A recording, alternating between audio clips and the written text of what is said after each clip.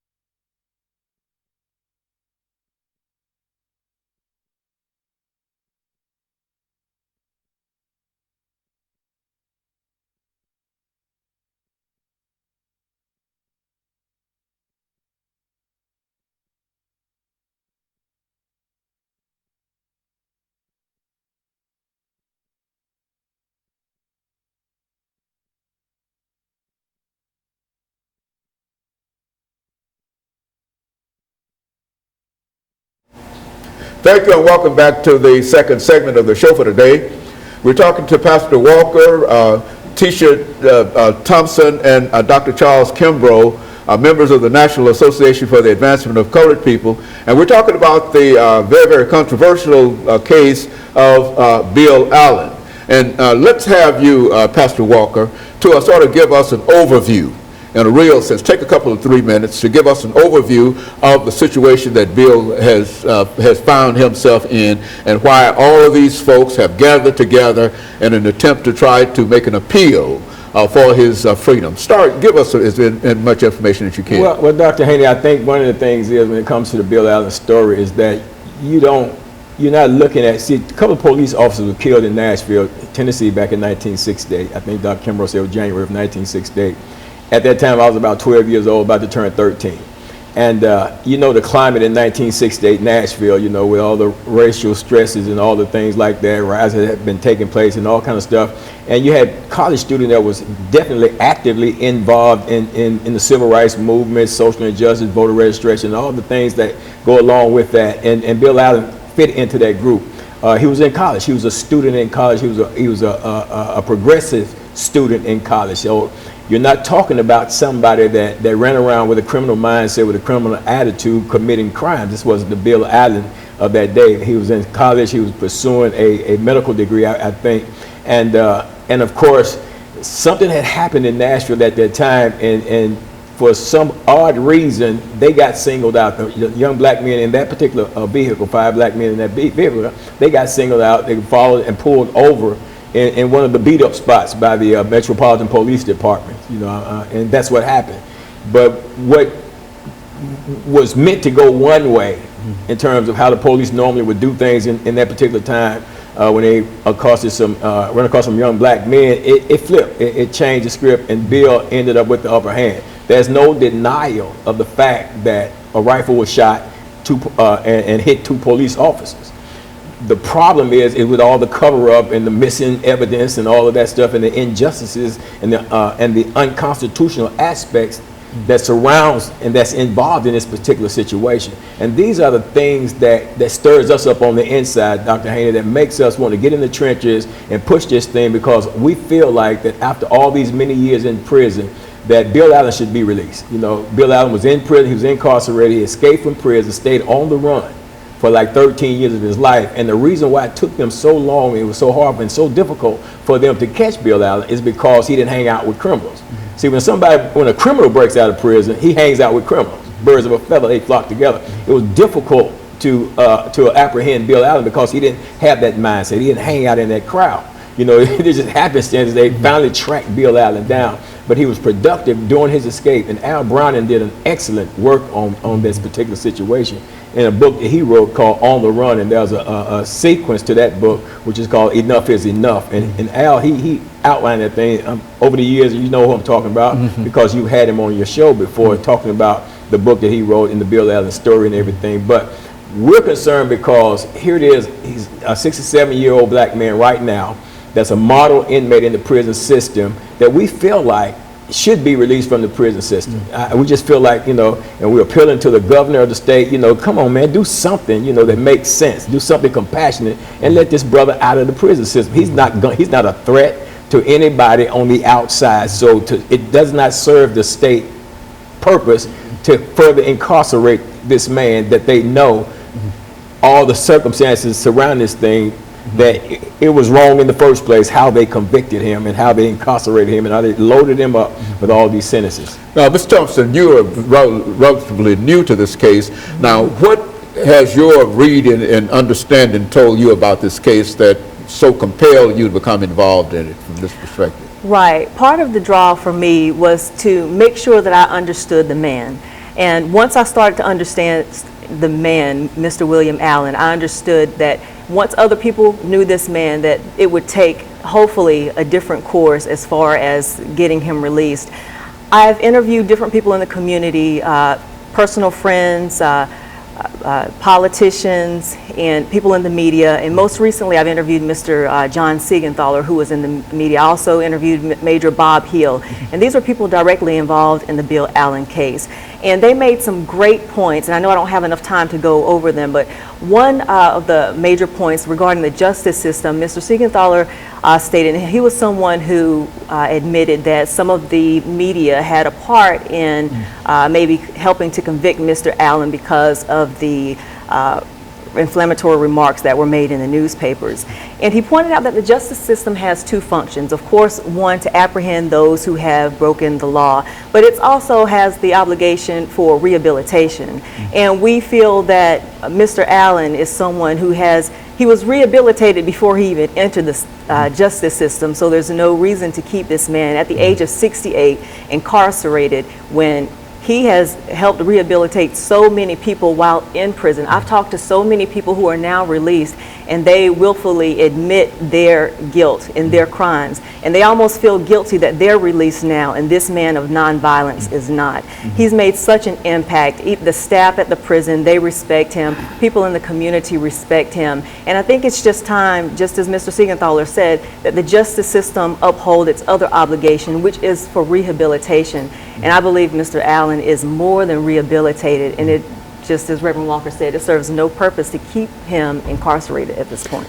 Some final statements in reference to that, Brother Kimbrough.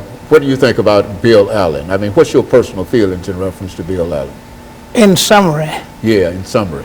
Bill is a model citizen. He's a model prisoner only because the corrupt prison system exists. We went out in 2007 for the purpose of paroling Bill, and the hearing officer asked him, "Why did you kill 2 policemen?"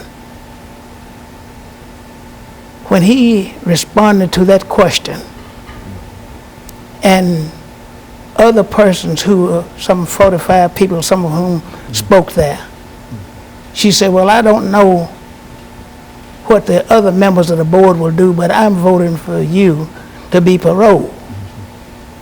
Now, the problem with that is and was that it was a custodial parole from 99-year unjust sentence to a 7 to 8 year unjust sentence.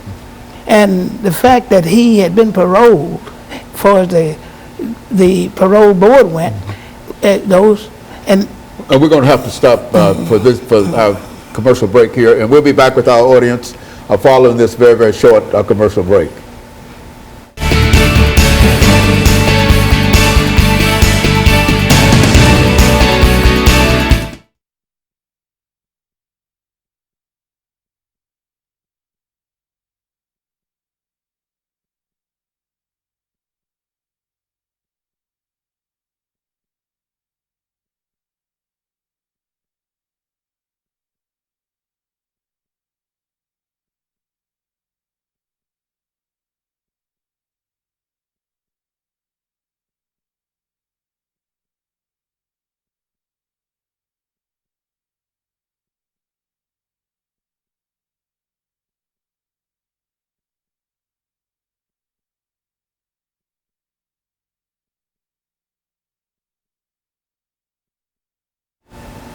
Thank you and welcome back to our final segment of the show for today.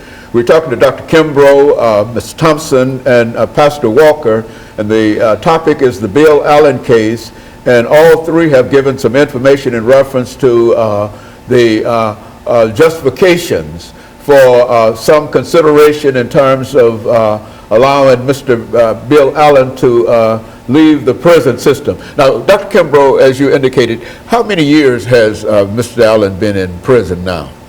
Well, I mean, outside of that escape period that he was in 6 years prior to the escaping. And then from 86 to the prison. and so They brought him back in custody in 86. And of course, he's still there now. And I think that we might also add, Dr. Kimbrough, and we can pick this information up from you right at this moment, because we've got another show that's coming on that will deal with it. But now, Bill Allen was not the only individual who was involved in this case. Why don't you say something in reference to... There were 5 young black men Okay.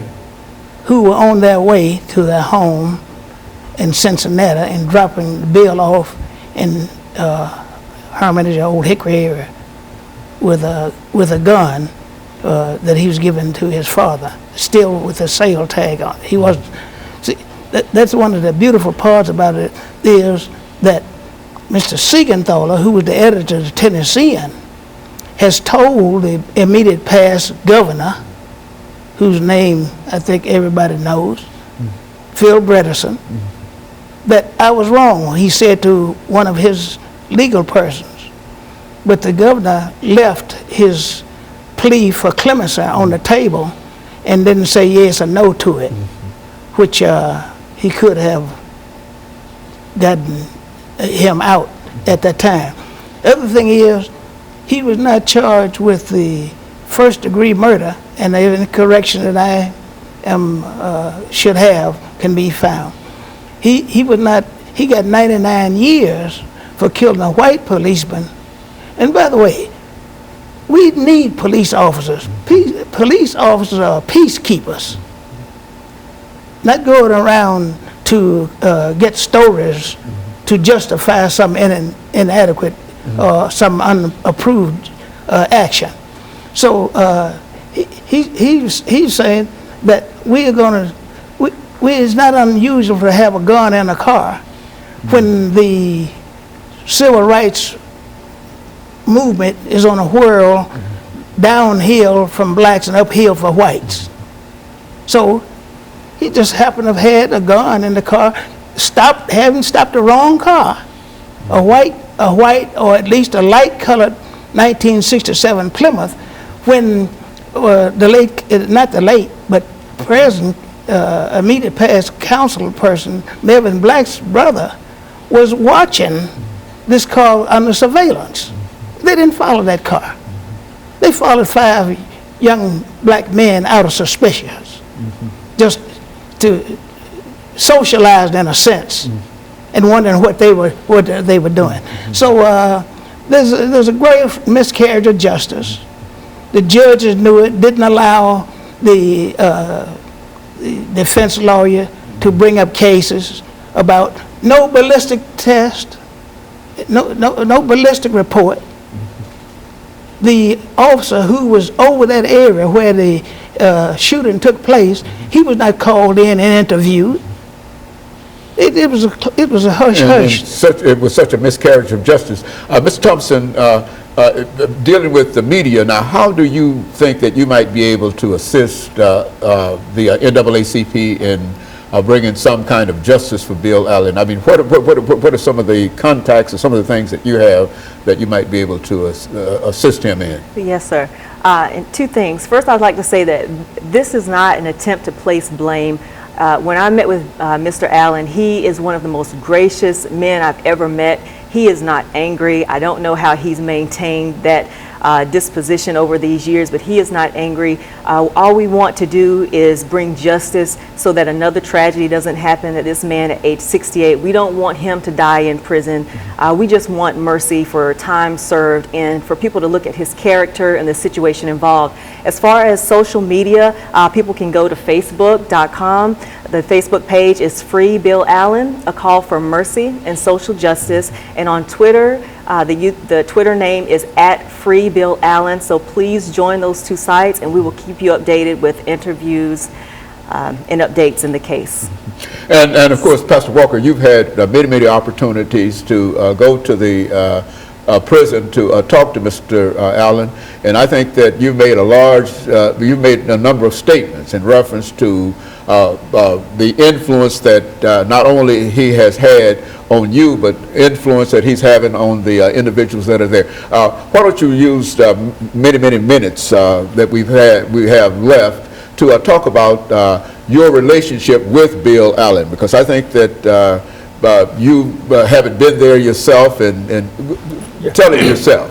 As I was saying at the outset, Dr. Haney, I met him back in 1999, and immediately took a liking to Bill, because Bill is the type of person that you can't help but like. I'm always been the type of person that, as I go into the prison system, I'm out there at least once a month, every month now. And you go into the prison system, one of the things I've always had a mindset was that, change the signal that's being beamed from the prison back into society, because what we do, we follow the individual from the crime scene through the courtroom and then up to the gate of the prison system, and then from there we drop them off and it's over with. And then we got this mindset that says everybody in prison deserves to be there, they need to be there. And let me clarify the point that I think if you commit a crime, I've been to prison. I went to prison for committing crimes that I committed. I did it. I was wrong. They got me. You know what I'm saying? But, at the same time, people do change, and I'm not saying that we should not punish people for committing crimes, but if the purpose of my incarceration is to punish me and to rehabilitate me, then a significant number of years served in the penal system is punishment.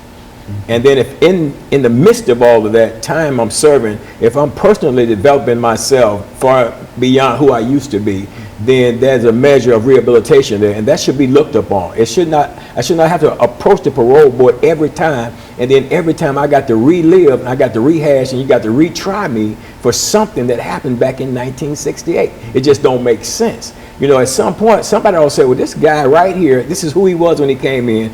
This had to be something that was out of his character for it to happen in the first place. He spent all of this time, serving time in the prison system.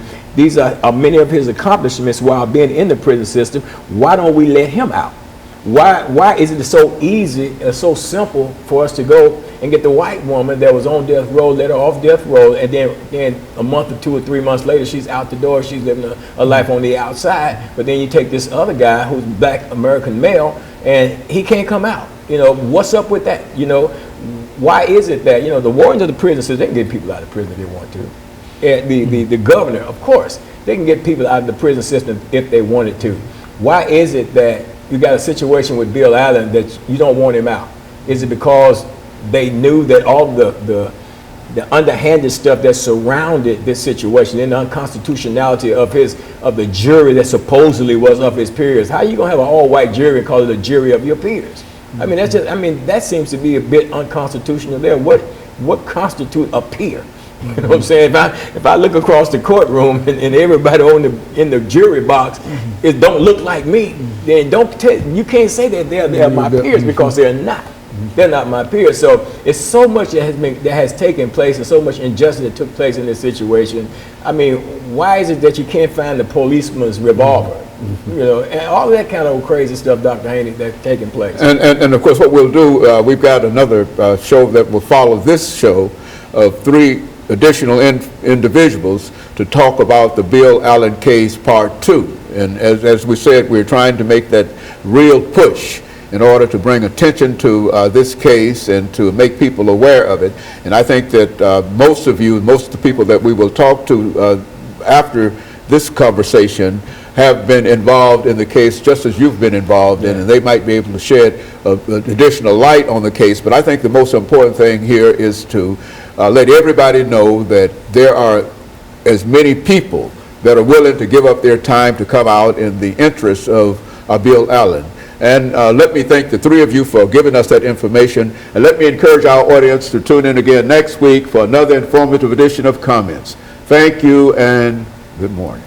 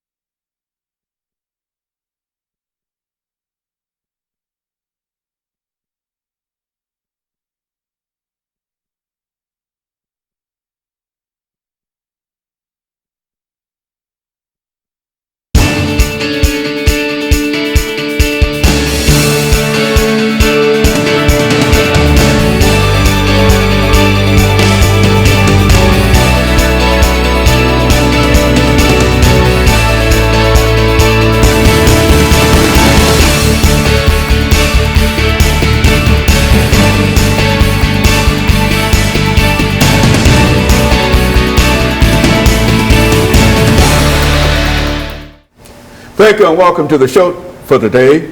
The topic today is the NAACP and the Bill Allen case. And I think for those of members of our audience who might have seen the first part of this show, that this is a two-part series with members of the National Association for the Advancement of Colored People talking about the efforts on the part of the National Association for the Advancement of Colored People to free Bill Allen from the Tennessee prison. And we have with us today, joining in that effort to free Bill Allen, Major Bobby Hill, who has played a very, very significant role in the Metropolitan Police Department. And with Major Hill is Dr. Kathy Abbott. Dr. Kathy Abbott is also a sympathizer with the National Association for the Advancement of Colored People. And finally, we have Mr. Ndume, who also had an opportunity, or who also served with Mr. Bill Allen for a period in the Tennessee prison, and he will give us some information in terms of Bill in prison. And let's start off, Major Hill, by having you to give us some statements in reference to who you are and your situation. Dr. Abbott will do the same thing, and of course Mr. Ndume will do the same thing, and then we'll be able, by the second segment, to get into some of the real issues dealing with this case. Well, my name is Bobby Hill. I'm a retired Metro Police officer. I served with the Metro Police officers 33 years, from 59 to 1990. In serving with the police department, I had various jobs. I worked my way up through the command level, and in doing my job, I came upon information that other people really didn't have access to. And this Bill Allen case really interested me because there are so many entanglements in it. And I think justice delayed is justice denied. Very good. And of course, Dr. Abbott, let's talk about you and the Bill Allen case in reference to the National Association for the Advancement of Colored People, as well as any other statements that you'd like to make in reference to this case. Well, I became acquainted with the Bill Allen case through our pastor, and he told me the story, and I immediately became both upset and I wanted to do something because of the injustices. I met Bill in prison, and I found that he's an extraordinary man. He is a gentleman, he's kind, he's well-spoken, and he has no resentment or anger toward the system. But he has developed his own character and understanding through the years when he has tried through the justice system to find some kind of a way to right the wrongs that have been done. And I've done a little bit of writing to help support the cause. And I am looking forward with faith to believing that the people are going to hear what we have to say, and they're going to understand Bill and the fact that, as he explained it, it was self-defense, basically. We have to understand the time. It was a time of paranoia and anger and hatred on both sides. But it was a time when things took place that we wouldn't ordinarily see today. Very good. And Mr. Ndume, what about your situation? You met Bill under different kinds of situations than the rest, many of us. Yes, indeed, I did. I just came home myself after spending 28 years in prison. 20 of them was on Tennessee's death row for a crime that I ain't commit. I came home June 1st of last year, and I had the pleasure of meeting Bill Allen roughly 9 years or so ago. I mean, I knew about his situation, prior to that. I think that his case is certainly an important case, and it speaks to like the doctor said, some of the social ills that was going on at the time, and I think they're still alive and going on today. But the reality is that I would reiterate what the previous guest said about Bill Allen, also too, and the two guests I'm up here with now, that he is a person that certainly deserves his freedom. Bill Allen is somebody that like the previous guest said, that's he's a compassionate person. He's certainly a leader inside the prison system. And, very good. And of course, let us take this first commercial break, and then we'll be back with you. And we'll be back with our audience following this very, very short commercial break.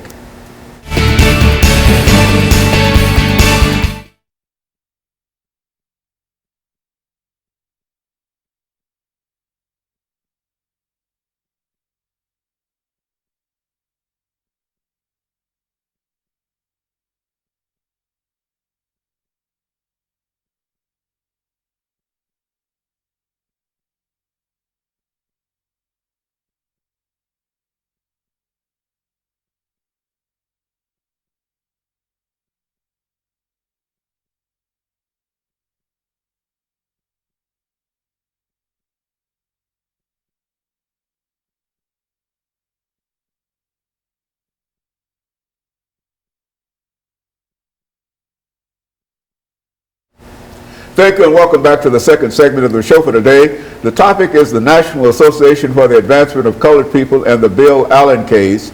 And we're talking to Mr. Ndume, who served with Mr. Bill Allen in the Tennessee prison, and who has already indicated that he spent some 28 years in the prison system, with many years on death row. And I'm sure that he has some additional information to talk about, and we will start with him, which we will follow up with Dr. Abbott, and of course after Dr. Abbott has made some statements, we will come back and end this segment with Major Bobby Hill. And of course, let's talk about some of your in-house relationships, and let's talk about the fact that you were on am I correct in saying that you were on death row in the Tennessee prison for 28 years? For 20 years, actually. I spent 20 years on Tennessee's death row, and another 8 years before I was released just June 1st of last year.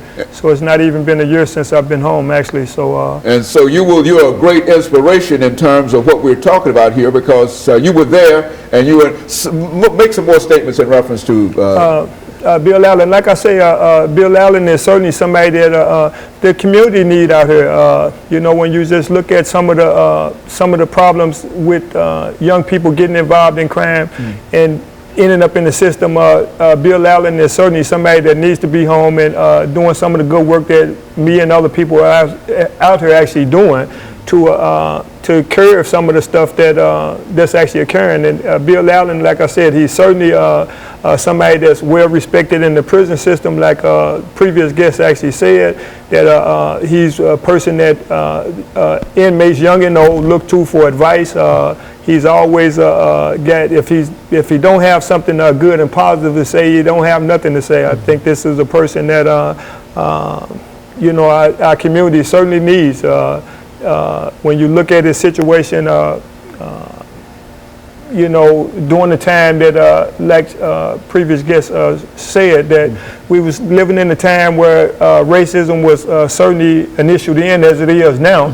I think that partly why he's not been released, racism still plays some effect in that, but the bottom line is this is a person that certainly deserves his freedom. I think that, like I said, I can't emphasize that enough, that this is a person that certainly, previous guest spoke about him being rehabilitated. The reality is that this was not a person that, like Reverend Walker said, this was not a person that was had any problems before.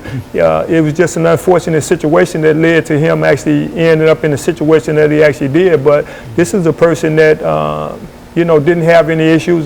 He was certainly a leader in the community then, and he's a leader in the community that he's in right now. And we certainly do need him out here. I think that, like I said, I can't emphasize that enough. He certainly had a lot of influence on me. You know, he was certainly one of the people that I sit down with for counsel. You know, when I had to deal with certain issues, like a lot of inmates actually do.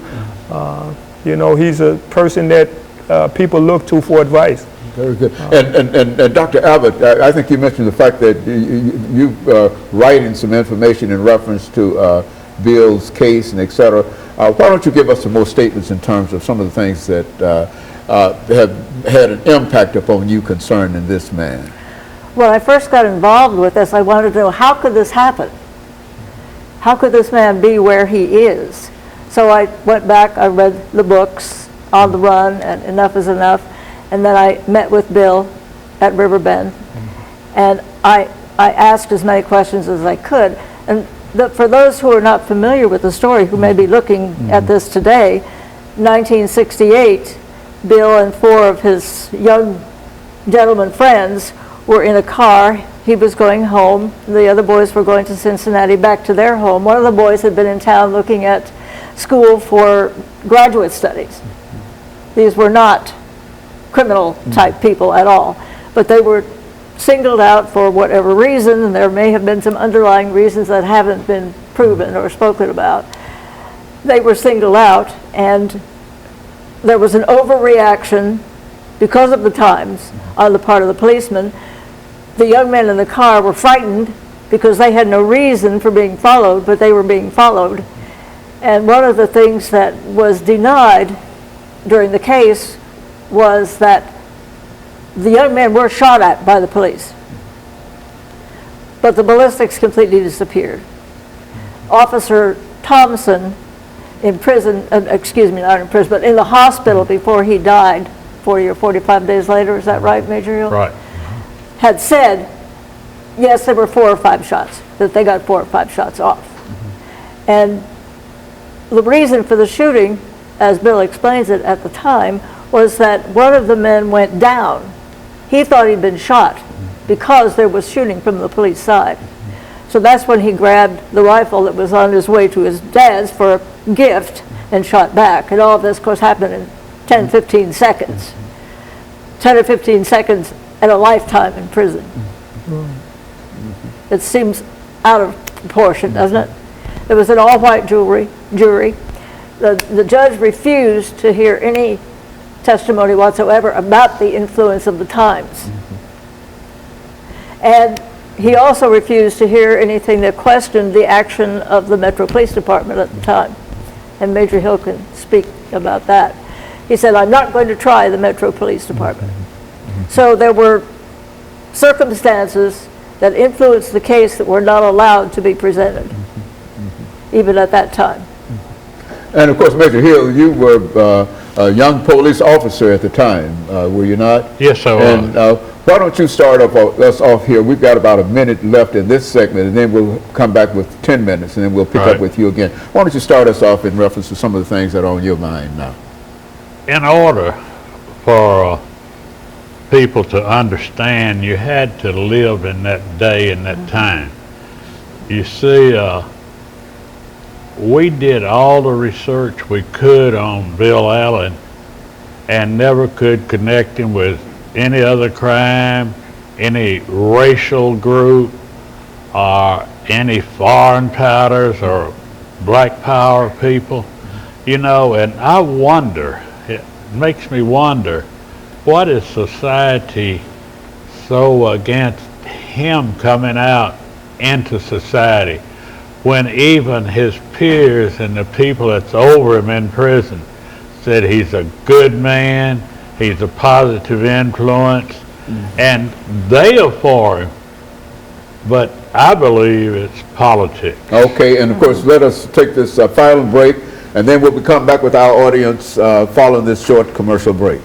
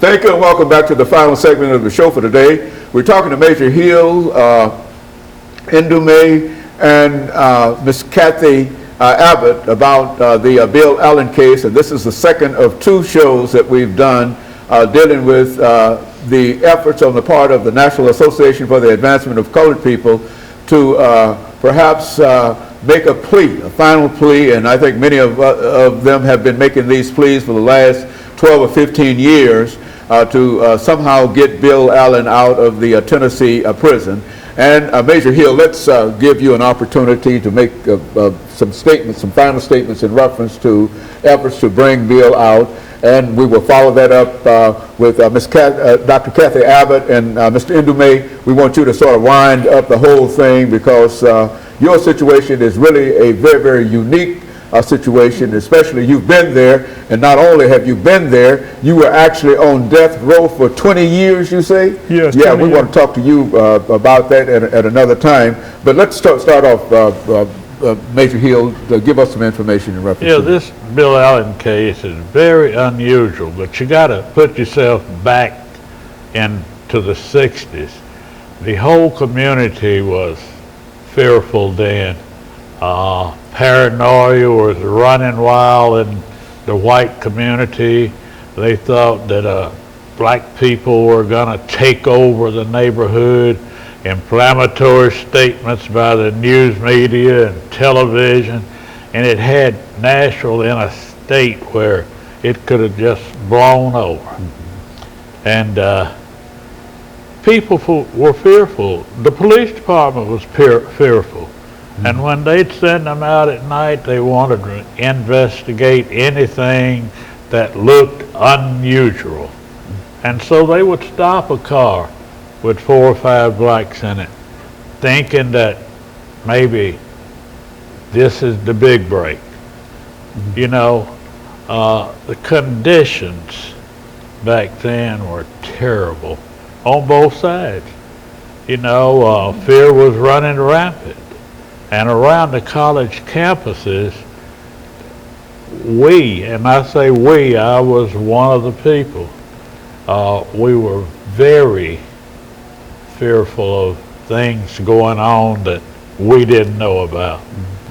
You know, so situations brought that about, but it has nothing to do with the man we're talking about today. He has served time. You know, they let other people out of prison who committed theft and this sort of thing. When they let them out, there's no real rehabilitation. They come right back. But a person accused of a crime like Bill, they're not repeat people because deep down they're not criminals. I met Bill about 6 years ago, and since that time we've communicated every week, and I find him to be a fine, upstanding young man that could contribute something to the community.